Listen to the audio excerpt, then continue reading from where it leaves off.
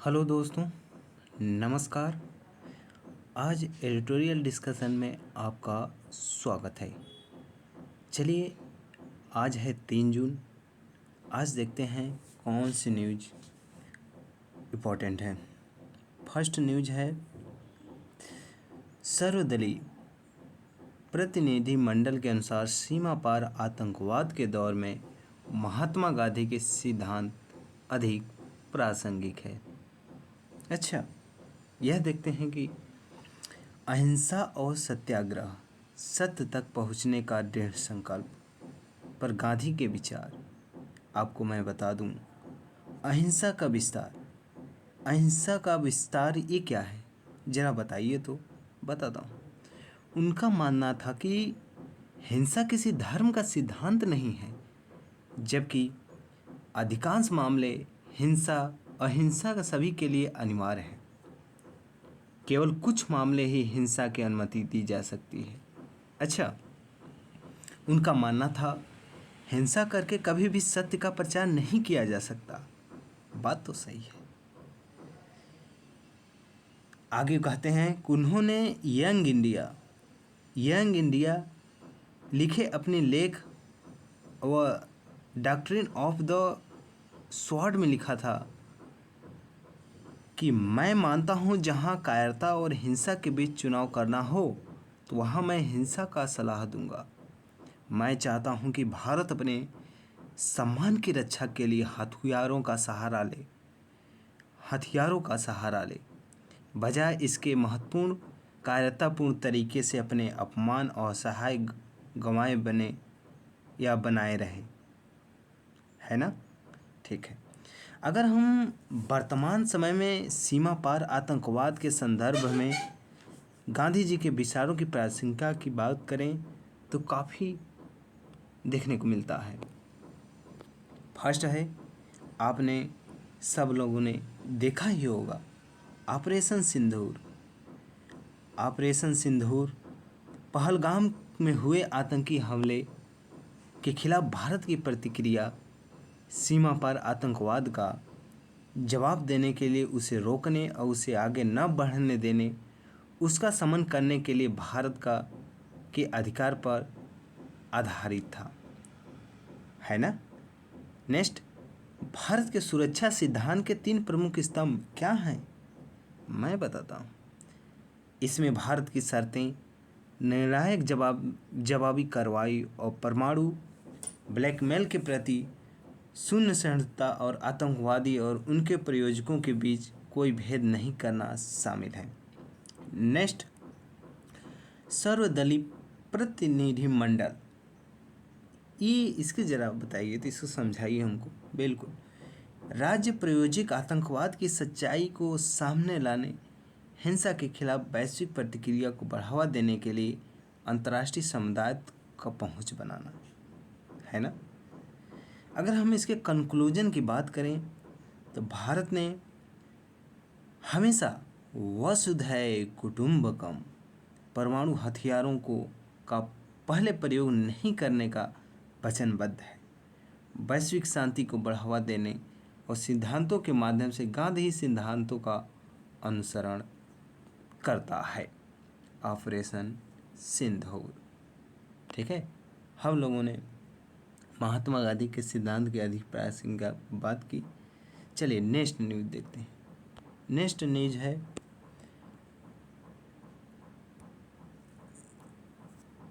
भारी उद्योग मंत्रालय ने भारत में इलेक्ट्रिक यात्रा कारों के विनिर्माण को बढ़ावा देने की योजना के लिए दिशा निर्देश अधिसूचित किए हैं। ठीक है, चलिए इसके बारे में जानते हैं।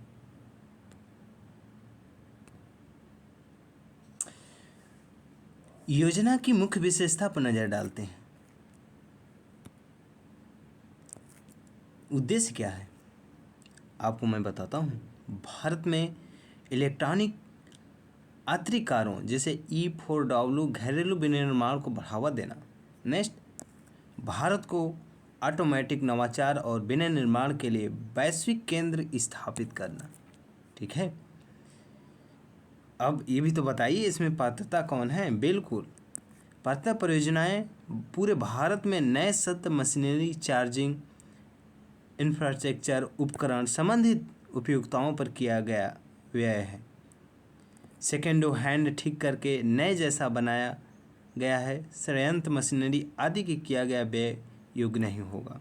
अच्छा, आवेदकों को लाभ क्या होगा ये भी तो बताइए। हाँ बिल्कुल, सीमा शुल्क में रियायतें, 5 वर्ष तक रियायतें जो घरेलू मूल्य संवर्धन DVA के लक्ष्य को पूरा करने के संबंध में होगी। आयात पर लाभ, कुछ शर्तों के साथ पूरी तरह से निर्मित इलेक्ट्रॉनिक कारों CBU, एक वाहन को पूरी तरह से असेंबलिंग किया गया जो आयात की अनुमति देता है। ठीक है। आवेदकों को उत्तरदायित्व क्या होगा। बिल्कुल भाई, आवेदकों को भी तो उत्तरदायित्व है। बिल्कुल, सिक्योरिटी, आवेदकों को भारत में E4W विनिर्माण की फैसिलिटी स्थापित करनी होगी। इससे सिक्योरिटी से 3 साल के भीतर चालू होनी चाहिए। न्यूनतम निवेश 4150 करोड़ रुपए। DVA लक्ष्य क्या है। 3 साल तक न्यूनतम 25% DVA और 5 साल तक 50% की छूट दी जाएगी। अच्छा, ऐसी बात है क्या। बिल्कुल। नेक्स्ट है अनिवार्य बैंक गारंटी, विनिर्माण प्रतिष्ठान और प्रतिष्ठानों की स्थापना।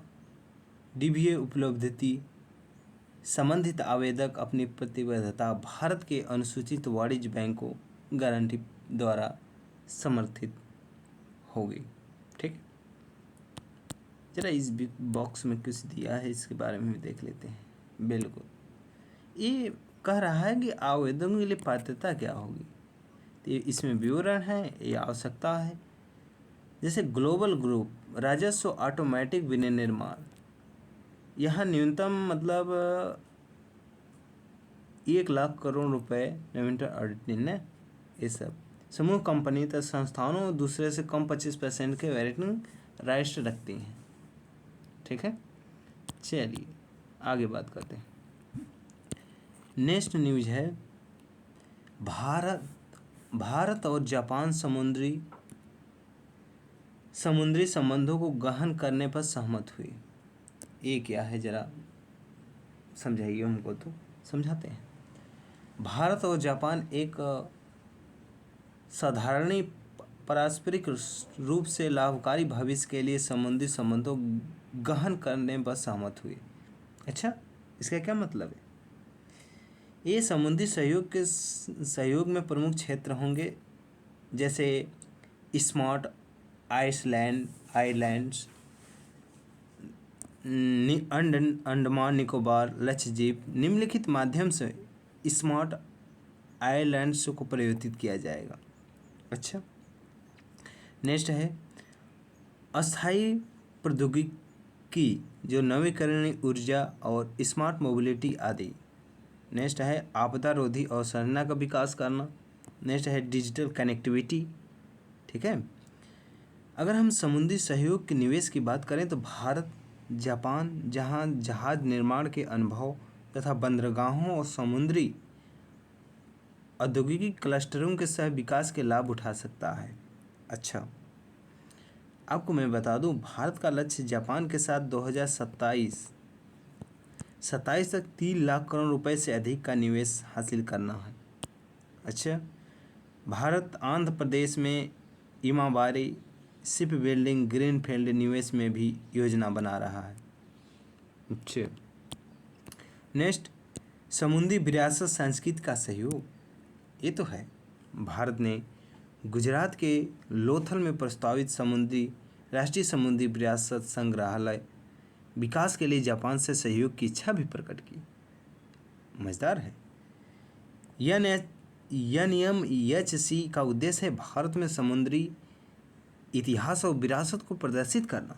यह समुद्री क्षेत्र में विरासत, पर्यटन, शिक्षा और विश्व स्तरीय केंद्र के रूप में कार्य करना, जो कि काफ़ी सही है। अगर हम मानव संसाधनों के कौशल पर नज़र डालें तो भारत के लगभग 1.4 लाख प्रशिक्षित नाविक जापान समुद्री कार्यबल के रूप में कार्य कर सकते हैं। अच्छा, ज़रा इस पर भी एक नज़र डालें तो आपको मैं बता दूं, भारत और जापान संधि का महत्व क्या है? महत्व भी तो देखें। बिल्कुल, भारत व्यापार और ऊर्जा की सुरक्षा के लिए महत्वपूर्ण है। ऊर्जा की कमी के कारण भारत जापान समुद्री व्यापार बहुत अधिक निर्भर है। गौरतलब है कि भारत के अंतर्राष्ट्रीय व्यापार का 97% जापान का लगभग पूरा व्यापार समुद्री पर आधारित है।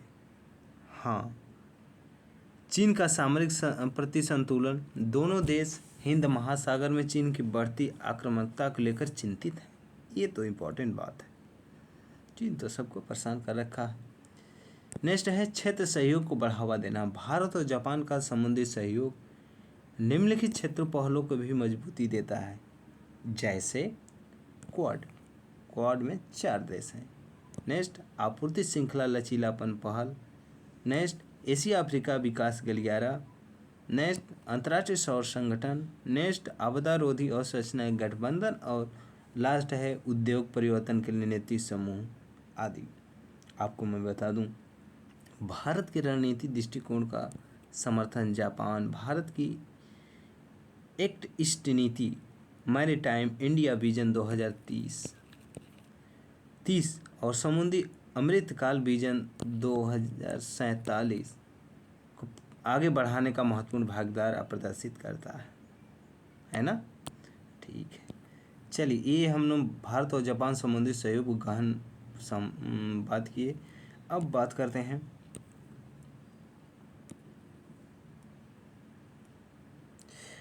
प्रधानमंत्री ने अंतर्राष्ट्रीय वायु परिवहन संघ की 21वीं वर्षगांठ आम बैठक में भारत विमान क्षेत्र प्रगति के रेखांकित किया। जरा इसके बारे में कि क्या कहे हैं। इसमें बताया गया है कि भारत विमानन क्षेत्र की स्थिति, भारत विमानन क्षेत्र के निम्नलिखित 3 मजबूत स्तंभ हैं।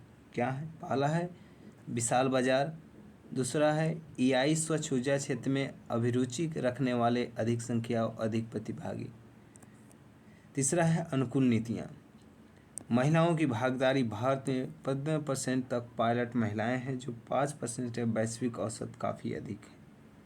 नेक्स्ट है वैश्विक मानकों के अनुरूप विमानन कानूनी। भारत के विमानन कानूनी अंतर्राष्ट्रीय नागर विमानन संगठन नियमों, दिल्ली घोषणा पत्र के सहयोग, open sky global connectivity Chicago convention सिद्धांत के अनुरूप है। नेक्स्ट, वैश्विक विमानन के मूल्य श्रृंखला का नेतृत्व करना। आपको मैं बता दूं, डिजाइन से लेकर डिलीवरी तक भारत ने make in India, design in India जैसे अभियानों के तहत कंपनियों को एमआरओ, रख रखाव, मरम्मत, कायापलट व्यवसाय निवेश के लिए प्रोत्साहित कर रही है, जो कि हमारे देश के लिए काफ़ी अच्छी बात है। भारत और विमानन क्षेत्र प्रोत्साहन करने के लिए सरकारी पहल क्या, मतलब कहने का मतलब कौन सी पहले सरकार उठाई। पहला है क्षेत्रीय कनेक्टिविटी योजना, उड़े देश का आम नागरिक, जिसे उड़ान। इस योजना के तहत संचालित हवाई अड्डे की 2014 में 74 से बढ़कर 2024 में 157 हो गई है। यह संख्या बढ़कर 2047 तक 350 से 400 तक करने का लक्ष्य है। ठीक है, चलिए जरा आगे बात करते हैं। डीजी यात्रा ऐप, ये क्या है? डीजी यात्रा ऐप तो आपको मैं बता दूं, यह एक हवाई अड्डे पर बिना किसी बाधा के प्रवेश सुनिश्चित करने, यात्रा अनुभव को बेहतर बनाता है। ठीक है, डीजी। अगर हम आगे नज़र डालें तो यह विमान वस्तुहित संरक्षण विधेयक 2025, जिसे protection interest act aircraft object bill, इसका उद्देश्य भारत विमानन क्षेत्र में वैश्विक मानकों के अनुरूप लाना और वित्तीय डिफॉल्ट की स्थिति की जवाबदेही सुनिश्चित करना। अब जरा हम बात करते हैं अंतर्राष्ट्रीय वायु परिवहन संघ IATA के बारे में। ये क्या है, ज़रा बताइए, हमको जानने का उत्सुकता है। स्थापना है अप्रैल 1945 में। ठीक है, यह क्यूबा की राजधानी हवाना शिकागो कन्वेंशन 1944 के तहत की गई थी। इस संगठन को पहले इंटरनेशनल एयर ट्रैफिक एसोसिएशन कहा जाता था। इसकी मुख्यालय कनाडा के मॉन्ट्रियल में स्थित है। इसका उद्देश्य कार्यकारी कार्यालयों स्विट्जरलैंड के जेनेवा में स्थित है ना। तो हम लोगों ने बात किया किसके बारे में, प्रधानमंत्री अंतर्राष्ट्रीय परिवहन मतलब IATA के बारे में। 81वीं वर्षगांठ मना रहे थे। ठीक है, जरा अब नेक्स्ट न्यूज़ की बात करते हैं। नेक्स्ट न्यूज़ है केंद्रीय विज्ञान प्रौद्योगिकी मंत्रालय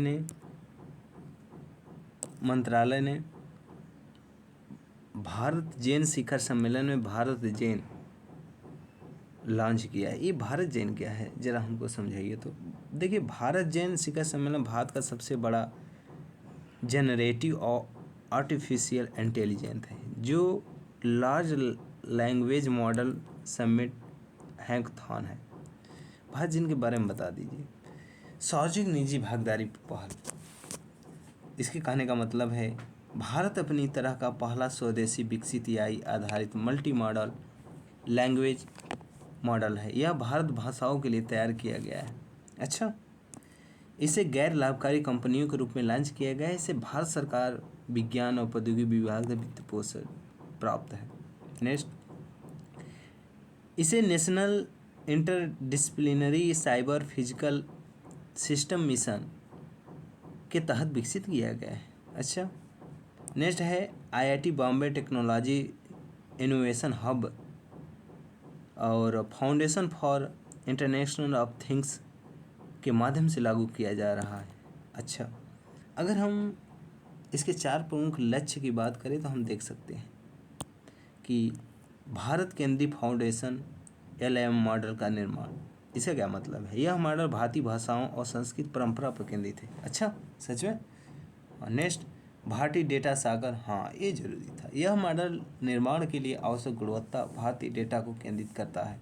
अच्छा, नेक्स्ट है स्टार्टअप इकोसिस्टम का इनोवेशन। अच्छा, यह भारत के लिए AI एप्लीकेशन बनाने हेतु उद्यमियों का टूल्स मार्गदर्शन सहयोग प्रदान करके सशक्त बनाएगा।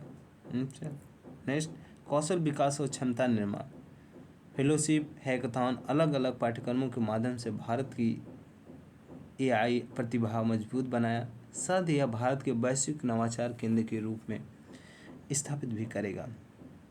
ठीक है, नेक्स्ट है अगर हम मल्टी मॉडल LLMS के बारे में जाने तो यह एक लार्ज लैंग्वेज मॉडल है। अच्छा, जिन्हें टेक्स्ट और डेटा प्रोसेसिंग किया जाएगा, जैसे इमेज, ऑडियो, वीडियो भी शामिल है। ये मॉडल मनुष्य की भाषा जटिल डेटा पर समझाने में सक्षम होगा। मशीन लर्निंग का प्रयोग किया गया है। आपको मैं बता दूं, LLM पारंपरिक यूनि मॉडल से अधिक एडवांस है, जो यूनि मॉडल के अक्सर असंगत उत्तर देते हैं। अलग अलग माध्यम से इनपुट उनके प्रोसेसित किया होता है। ठीक है, चलिए अब ये सब बात करने, अब हम अन्य सुर्खियों में रहे न्यूज़ की बात करते हैं। फर्स्ट है संयुक्त राष्ट्र शांति स्थापना मिशन। ये क्या है? सीमा सुरक्षा बल BSF ने 25 महिला कर्मियों ने एक समूह के कांगो में संयुक्त शांति स्थापना मिशन के तहत तैनात किया गया। ओह, ऐसा क्यों? क्योंकि संयुक्त राष्ट्र शांति मिशन क्या है? उद्भव, इसकी शुरुआत 1948 में की गई थी। यह मध्य पूर्व युद्ध विराम निगरानी के लिए संयुक्त राष्ट्र युद्ध विराम प्रशासन मतलब UNTSO की स्थापना के साथ हुई।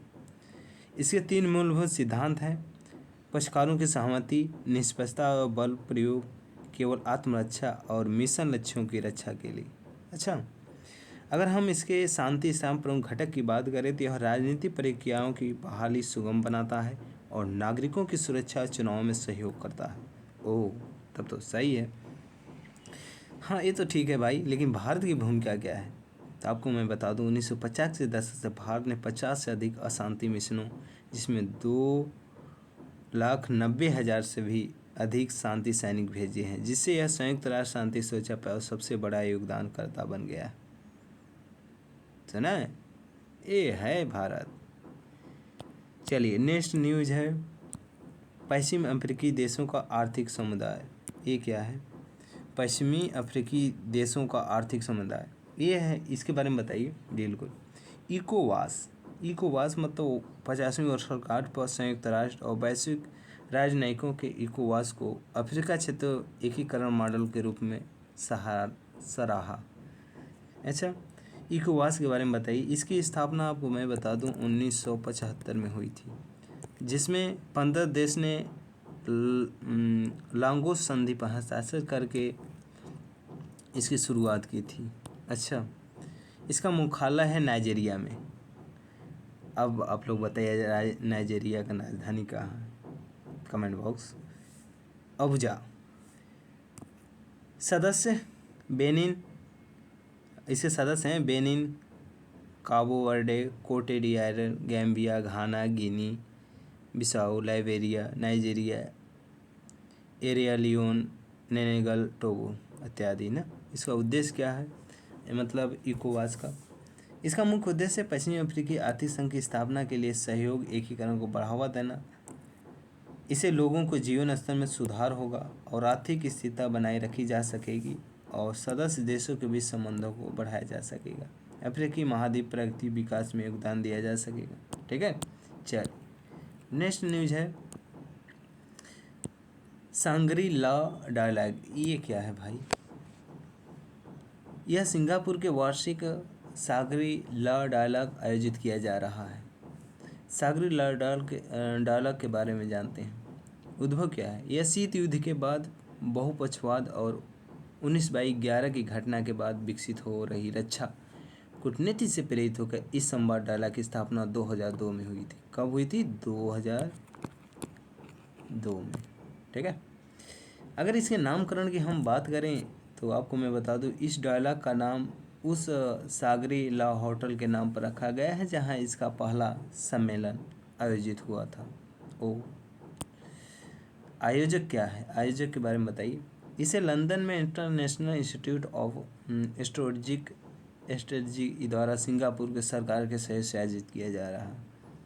ठीक है, प्रारूप यह 1.5 ट्रैकर आधारित बहुपक्षीय रक्षा संवाद है जो सरकारी, आधिकारिक, गैर आधिकारिक, औपचारिक भागीदारी देखी जा सकती है। आपको मैं बता दूं, हाँ ठीक है, सब तो ठीक है, लेकिन इसका उद्देश्य क्या है?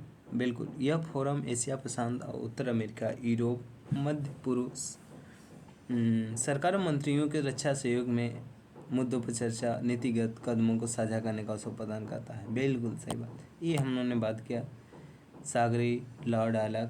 अब नेक्स्ट न्यूज है सहकारी क्षेत्र में विश्व की सबसे बड़ी अनाज भंडार योजना। ओह अच्छा, ये क्या है? मतलब हाल ही में सरकारी क्षेत्र विश्व की सबसे बड़ी अनाज भंडार योजना की समीक्षा का बैठक आयोजित किया गया। इस बैठक में प्राथमिक कृषि ऋण समितियों PSCS आय बढ़ाने के साथ साथ ग्रामीण रोजगार के अवसर का उद्देश्य योजना विचार किया जा रहा है। कानून की बात करें तो यह केंद्रीय सहकारिता मंत्रालय देखरेख कर रहा है।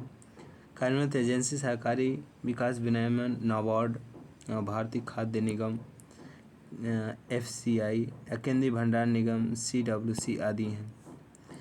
इसके महत्व की बात करें तो यह खाद्य सुरक्षा को बढ़ावा देगा, जो विकेंद्रीय भंडार और खाद्य बर्बादी कम होगी, जिससे राष्ट्रीय खाद्य सुरक्षा बढ़ेगी। और आगे बताऊं तो मैं ऋण लेना आसान बनाना है। किसान PSCS के निर्मित गोदामों में अपनी उपज का भंडार कर सकेंगे और इस भंडारित अनाज बदले अगले फसल चक्र के ऋण भी प्राप्त कर सकेंगे।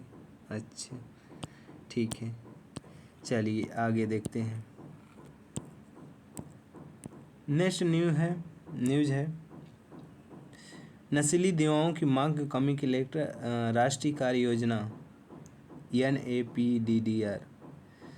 केंद्रीय सामाजिक न्याय और अधिकारी मंत्रालय ने इसके तहत वंचित जिलों नशा मुक्ति केंद्र स्थापित करने का प्रस्ताव आमंत्रित किया। यह क्या है जो NAPDR के बारे में बताइए। इसका उद्देश्य है नशे की लत को रोकथाम और नशा मुक्ति पुनर्वास के माध्यम से मादक द्रव्यों के दुरुपयोग की समस्या का समाधान करना। आपको मैं बता दूं, योजना का प्रकार केंद्रीय प्रायोजित योजना है।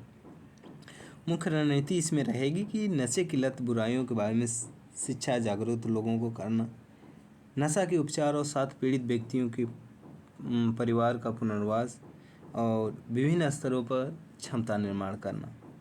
अच्छा, वो तो ठीक है, लेकिन वित्तीय सहायता भी इसमें देखी जा सकती है। राज्य और केंद्र शासित प्रदेशों को जागरूक और क्षमता निर्माण कार्यक्रम और गैर सरकारी संगठन भी भाग ले सकते हैं, जैसे एकीकृत पुनर्वास केंद्र, समुदाय साथियों को संचालित हस्तक्षेप, ठीक है, ये सब है। जिला नशा मुक्ति केंद्र। अब आगे बात करते हैं। सहकारी अस्पताल व्यवसाय सुविधाएं स्थापित करने के लिए योजना की अवधि की रहेगी। अवधि है 2018 से 25, वो समाप्त होने वाली है। हाँ, चलिए नेक्स्ट न्यूज है माउंट एटना। माउंट एटना क्या है आपको मैं बता दूं, हाल ही में इटली के सिसिली द्वीप पर स्थित एक माउंट एटना ज्वालामुखी का विस्फोट हुआ। ओह शिट, माउंट एटना बारे में बता दीजिए भाई, ये तो ज्वालामुखी फट गया। यह भूमध्य सागर के द्वीपों में सबसे ऊंचा पर्वत है। यह दुनिया के सबसे सक्रिय और स्ट्रोबोलोकेनो के यूरोप का सबसे बड़ा सक्रिय ज्वालामुखी भी है। आपको मैं बता दूं, स्ट्रोबोलोकेनो मिश्रित ज्वालामुखी के विशाल की तुलना में उस लावा से बनते हैं जो ठंडा और चिपचिपा होता है, जिसे इनके विस्फोट का अधिक प्रचंड होते हैं। ठीक है, आपको मैं बता दूं, इसकी विशेषता की बात करते हैं। शिखर, क्रेटर, सीडर कोन, लावा प्रवाह और वेलोडेव अवसाद आदि होते हैं। यह ज्वालामुखी लगभग 27,000 वर्षों दर्ज इतिहास के साथ विश्व के सबसे पुराने प्रलेखित ज्वालामुखी गतियों में से एक है। यह यूनेस्को के विश्व धरोहर स्थल के रूप में भी शामिल किया गया है। माउंट एटना याद रहे। ठीक, चलिए नेक्स्ट न्यूज है फाइटोप्लैंक्टन। ये क्या है? यह एक अध्ययन के अनुसार समुद्रों के आयरन की अत्यधिक मात्रा फाइटोप्लैंक्टन अत्यधिक वृद्धि हुई। इस वजह से पोषक तत्वों की खपत दर तेजी होती जाती है, जिससे शीघ्र ही पोषक तत्वों की कमी स्थिति उत्पन्न होगी। ओह, चिंतनीय। अगर हम फाइटोप्लैंक्टन के बारे में जानें तो यह सूक्ष्म जीव है जो खारे और मीठे दोनों तरह के पानी में पाए जाते हैं। इनको क्लोरोफिल होता है और इन्हें जीवित रहने के लिए वृद्धि करने के लिए सूर्य का प्रकाश तथा आयरन, नाइट्रेट, फॉस्फेट, सल्फर जैसे कार्बनिक पोषक तत्वों की आवश्यकता होती है। अगर इसके प्रकार की बात करें, बैक्टीरिया, प्रोटिस्टा, काल एकल कोशिका वाले पौधे, साइनोबैक्टीरिया, डायटम और डायनोफ्लेक्टन, हरे शैवाल आदि देखे जा सकते हैं। ठीक है, हाँ ये तो ठीक बताइए, इसके महत्व क्या हैं? बिल्कुल, खाद्य जात श्रृंखला में प्राथमिक उत्पादक के रूप में कार्य करता है। ओह अच्छा, प्राथमिक उत्पाद, जैविक कार्य पंप, वायुमंडल, महासागर और कार्बन डाइऑक्साइड स्थानांतरण का भी अधिकांश कार्य इन्हीं के द्वारा किया जाता है। ओह, काफ़ी मेहनती है। जोखिम, इनका अत्यधिक प्रसार हानिकारक शैवाल फुफ्फुस जैसे रेड डाइट्स का कारण बन सकता है, जिसे विषैले पदार्थ निकल सकते हैं जो समुद्री मानव जीवन दोनों के लिए, समुद्री और मानव जीवन के लिए खतरा हो सकता है। रेगुलेशन की आवश्यकता है। अब है खीर भवानी मंदिर। ओह, खीर भवानी मंदिर के बारे में देखते हैं। खीर भवानी मंदिर यह ज्येष्ठ अष्टमी प्रतिवर्ष मनाए जाने वाला खीर भवानी उत्सव जम्मू कश्मीर के गंदेरबल में स्थित खीर भवानी मंदिर मनाया जा रहा है। खीर भवानी मंदिर के बारे में, इसकी अवस्थिति है श्रीनगर के निकट है। यह प्रमुख देवी है। मंदिर देवी दुर्गा के रूप में देवी रांगन्या को समर्पित है। इसका निर्माण महाराजा राणा प्रताप सिंह ने 1912 के आसपास कराया। बाद में महाराजा हरि सिंह के मंदिर का अलंकरण और पुनर्निर्माण कराया। मंदिर के केंद्र में एक षष्ठकोणी झरना है जो अपने पवित्र जल के लिए प्रसिद्ध है। इस मंदिर उत्सव का नाम खीर नामक मिठाई पर रखा गया है, जो श्रद्धालुओं के प्रसाद के रूप में वितरित की जाती है। चलिए, ये सब न्यूज़ करने के बाद हम लोगों ने तो लास्ट में सुर्खियों में रहे एक स्थल के बारे में या महान व्यक्तित्व के बारे में जानते हैं। तो आज का है सुर्खियों में रहे स्थल जिस देश का नाम है पैराग्वे, यह क्यों न्यूज़ में है? पहले ये बताइए, आप कमेंट बॉक्स में ज़रूर बताइएगा, पैराग्वे की राजधानी असुनसियन, वो काफ़ी कठिन है, ठीक है। पैराग्वे के राष्ट्रपति ने भारत की यात्रा की, मतलब जो पैराग्वे के राष्ट्रपति जी हैं भारत की यात्रा पर हैं। भौगोलिक स्थिति क्या है? यह दक्षिण अमेरिका में स्थित एक स्थल रुद्ध देश है। स्थलीय सीमा की बात करें, इसे उत्तर में बोलिविया, उत्तर पूर्व में ब्राज़ील और दक्षिण पश्चिम में अर्जेंटीना स्थिति है। भौगोलिक विशेषता की बात करें तो महत्वपूर्ण नदियाँ जैसे पराग्वे, पराना, पिलकोमायो नदी हैं। ये नदियाँ अटलांटिक महासागर पर पहुँच प्रदान करती हैं। इन पर अनेक जल विद्युत संयंत्र स्थापित है, जिससे पराग्वे दुनिया के सबसे बड़े जल विद्युत निर्यातकों में से एक है। यह मकर रेखा इसके मध्य से गुजरती है, जो मकर रेखा इसके मध्य से होकर गुजरती है, ठीक है। सबसे ऊंची चोटी है सेरो पेरो, ठीक। चलिए, ये है इसका मैप, पैराग्वे का मैप है, ठीक। ये है ब्राज़ील, ये पेरू है, बोलिविया है, और ये है अर्जेंटीना और यूरुग्वे है, ठीक है। चलिए, ये अटलांटिक सी है, ठीक है दोस्तों। आज का सफ़र यही तक, अब हमें दीजिए इजाज़त। और एक बात तो है कि यह इसका रिवीजन करते रहिए, इसका PDF हम टेलीग्राम पर डाल देंगे, ठीक है। अब हमें दीजिए इजाज़त। जय हिंद, जय भारत।